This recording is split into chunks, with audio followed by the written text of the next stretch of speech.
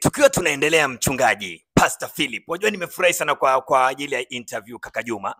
Na hii interview itasaidia watazamaji wengi, waumini wengi sehemu zote duniani. Kuna swali itasaidia watu wengi sana duniani, na hata pia ninaona pia wale ambao wameweza kufika siku hii ya leo wako mali hapa jamani. Hello, hi.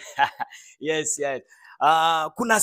Kuna neno ambalo ndani ya Biblia linasema kwamba my people are perishing because of lack of knowledge. Yani watu wangu wanaangamia kwa kutokuwa na maarifa. Na ndo haya maarifa ambayo tunataka leo tupokee kutoka kwa Pastor Philip kupitia kwa Roho Mtakatifu. Si ndio? Kwa sababu ni mtumishi ambaye Mwenyezi Mungu ambaye anamtumia ili kuweza kutufikia. Kuna wakati ndani ya Biblia, ni Old Testament, kuna mdada fulani alikuwa anatoa unabii. Alafu alikuwa anatumika kutoa unabii lakini kwa nguvu za giza. Alafu sijui ni Peter ama ni Paul akakemea hiyo roho ikamtoka huyo dada. Ni kweli. Watu wakakasirika sana. Wakasema kwa nini hawa watumishi wamemnyamazisha huyu dada kutoa unabii, wakati huo unabii ulikuwa unawaletea wale watu walikuwa wanamtumia yule dada kama kitega uchumi. Babu, nilikuwa naomba nikuulize swali babu. Kwani unataka kumaanisha kuna baadhi ya watu ambao wanatoa unabii na wanatumia nguvu za giza? Sasa kulingana na neno la hiyo Old Testament, mchungaji, ndio tuna swali sasa hapo. Ndio swali hilo, kulingana na hiyo Old Testament. Kuna huyu dada huyu ambaye alikuwa anatoa unabii kupitia nguvu za giza. Sasa wale watu walikuwa wanamtumia walikuwa wanafanya kama kitega uchumi. Sasa nadhani ni Peter ama ni Paul pale, mtumishi atatueleza vizuri, akakemea hiyo roho. Wale ambao walikuwa wanatega uchumi kupitia kwa yule dada walikasirika mno. Ndio sasa kuna swali hapo ambalo kaka amelileta. Hivi kuna watu wengine ambao wanatumia pia unabii kupitia nguvu za giza? Asante sana babu kama babu. Ndio. Haya mambo hayajaanza leo. Ndio. Yalikuweko. Ndio.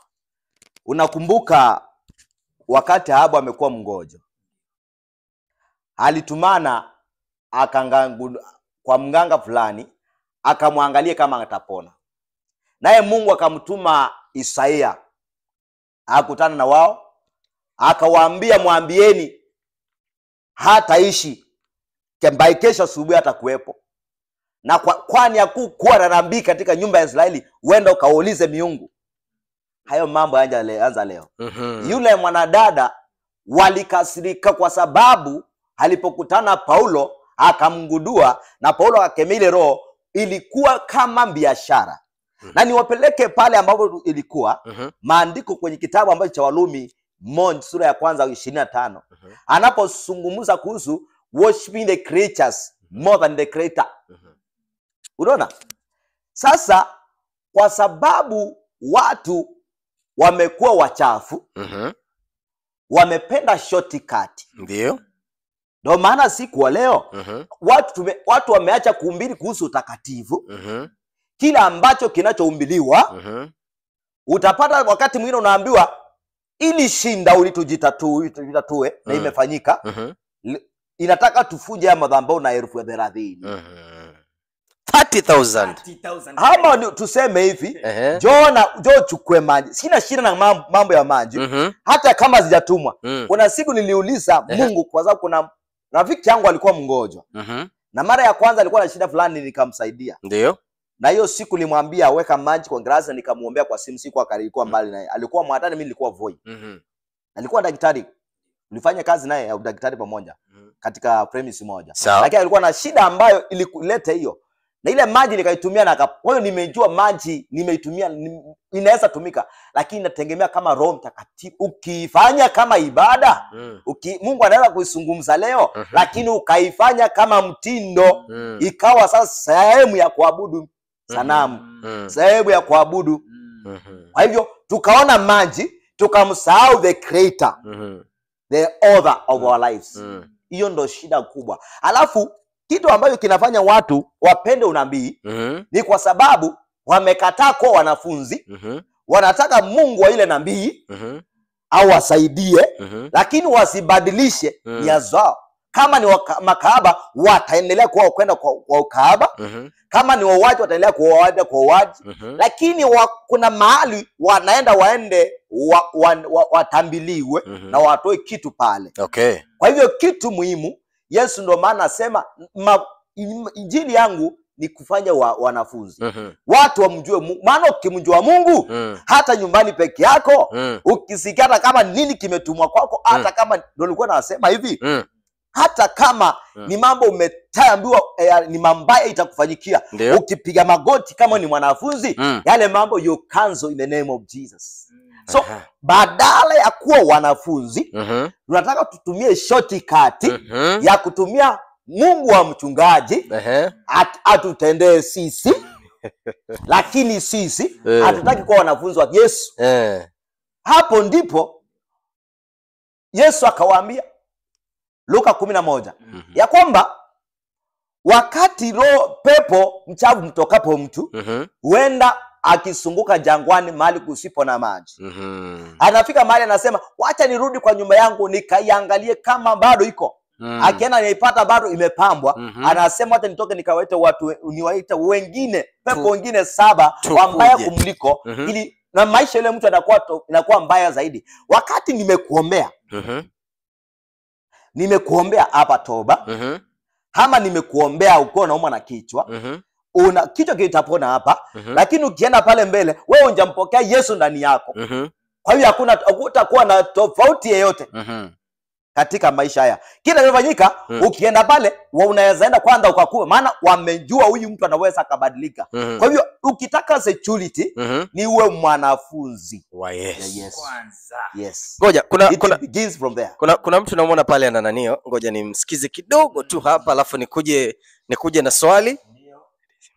Ngoja nimsikize hapa kidogo nikuje na swali. Naona anaandika ujumbe kwa simu hapa. Namuona mwingine pia yule ameinua mkono. Ngoja kidogo, acha nimalizane na huyu kwanza. Okay, sawa. Pastor Philip. Yes. Kuna mtu anataka kuuliza anasema vipi? Anataka kuuliza Aha, sawa. Mbona baadhi ya Wakristo, baadhi ya watu ambao wanamtumikia Mwenyezi Mungu kwa kweli, kila wakati wako pale kwa ibada, wako katika maombi, wanatoa sadaka, kazi za kanisa wanafanya, mbona maisha yao bado yanakaa duni?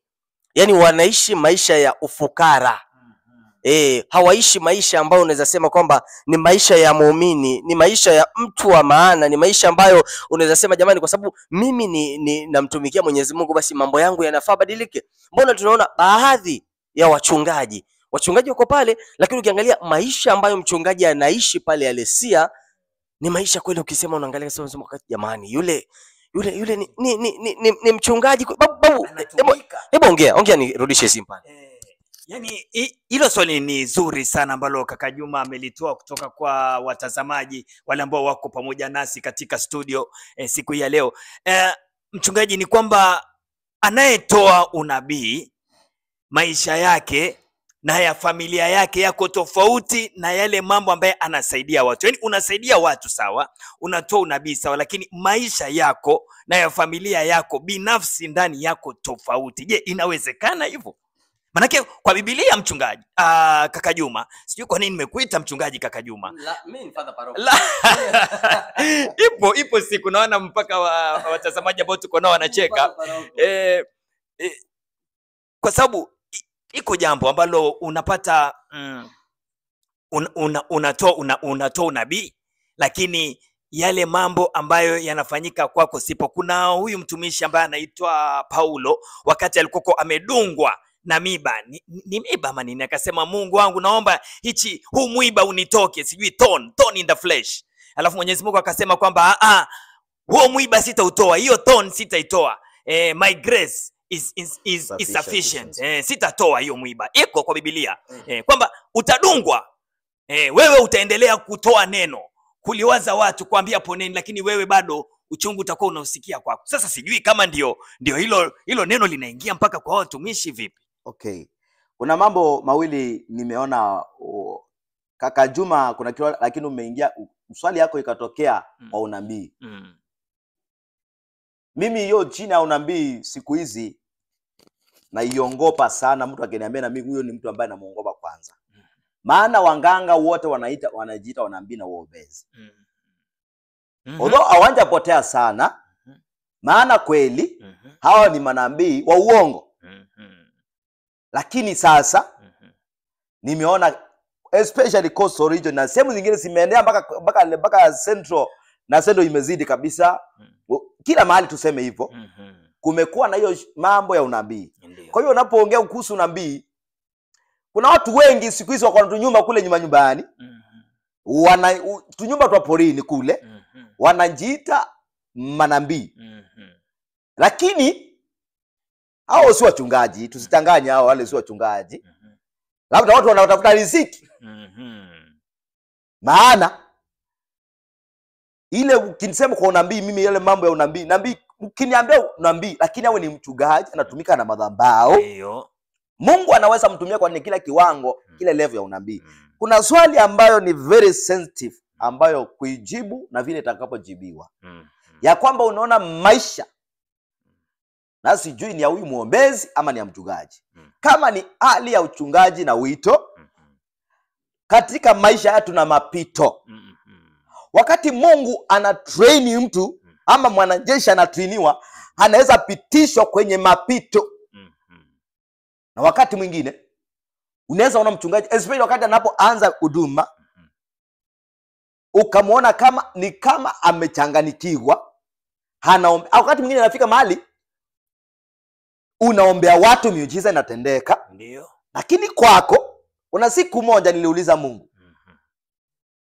Nimekutana wachungaji, wengine ni wachungaji ambao walitwa mbele yangu, niliwapata. Nikienda kila sehemu tukikutana, Mungu ananinenea na nawasaidia. Ndio. Na siku moja nikauliza Mungu, mbona mambo mengine yangu haifanyiki hivi? Na nikienda kuna mtu anafanyika kwa haraka. Ndio. Mungu akaniambia, nilichoweka niliweka kwa ajili ya watu. Si kwa ajili yako. So, unaona, when you pray, it's good to pray for the enemies, to pray for the embassy, then unamalizia na wewe. Ukifanya wale wengine watendewe, ukifanya yule mwingine atendewe, kile ambacho umepanda kitafanyika kwako. Kwa hivyo katika hali mangumu mchungaji anaweza pitia, ini msimu, haiwezi kuwa milele. Na kuambia na wewe hiyo ninaweza kuwa msimu. Inaweza ikawa msimu. Ingawa katika wokovu kuna vitu ambavyo wakati unaokoka, uokoke kwa akili. Usiache akili nyumbani. Usiache akili, the common sense nyumbani. Maana naweza kuwa mchungaji. Ndio. Na watu wa kwetu hawafanikiangu. Na nikaishi maisha ya kufanikiwa. Na nikawa sina shida. Lakini ndivyo huwa naambia watu napookoka, kwanza rudi nyumbani, ukachunguze shida ya kwetu inakuanga nini. Ama sisi tunaliangwa na nini. Ili kutoka pale, wakati umeokoka, unasema kama kwetu watu hawatangi mali, watu hawafanikiangwi, yule ambaye angekosa kufanikiwa ni yule akuwa ameokoka. Mimi ni mtumishi wa Mungu, nitamiliki na nitakula matunda ya inji. Unaona? Kwa hivyo pale kuna two dimensions ambazo unaweza ukaona mtu aendelee vizuri, usimjaji. Ndio. Maana wito naambianga watu, wito ni mbaya kuliko ugonjwa. Ugonjwa unaweza wito wasikie wito yani ni mbaya kuliko ugonjwa. Mungu akikuita, ndio, hata ufanye nini, hauwezi enda mahali. Hata ukiinvesti na Mungu amekutoa mahali na ukakatalia kwa biashara, unavilisikanga direct. Hata ukikuwa nyumbani, akili yako haifanyagi kazi vizuri. Kwa hiyo unapoitwa, kuna yale nilikuwa nimewaambia, mapito mwanadamu pitishwa, lakini haiwezi ikawa ya milele. Itafika mahali na mwanga wa Mungu, yale mambo mazuri amekuwa akitenda yanafanyika. Kuna kitu kingine ya mwisho nataka niongee kuhusu pale. The Bible is to guide us to go to heaven.